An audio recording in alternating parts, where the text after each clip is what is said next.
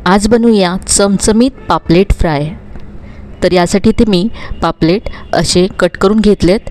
चवीप्रमाणे यामध्ये मीठ घालायचं आहे, अर्धा चमचा हळद घालायची आहे, यानंतर कोकमाचं आगळ घालायचं आहे, आलं लसणाची पेस्ट घातली आहे, मालवणी मसाला, याबरोबरच काश्मीरी लाल मिरची पावडर घातली। सगळे मसाले पापलेटला सगळीकडे व्यवस्थित असे चोळून घेतलेत। यानंतर हे पापलेट बाजूला ठेवून देऊया।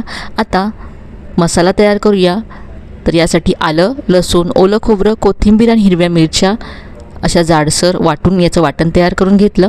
हे वाटण तेलावरती परतून घ्यायचं। चवीप्रमाणे यामध्ये मीठ घातलं, तेल सुटेपर्यंत हे वाटण परतून घेतलं। आता हे वाटण आपल्याला या पापलेटमध्ये भरून घ्यायचं आहे।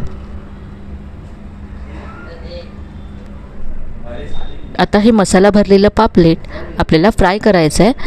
अर्धी वाटी रवा घेतला आहे, पाव वाटी यामध्ये तांदळाचं पीठ, मीठ, मालवणी मसाला आणि काश्मीरी लाल मिरची पावडर, हळद घातली आहे। सगळं व्यवस्थित मिक्स केल्यानंतर पापलेट यामध्ये असं घोळवून घेतलं आहे।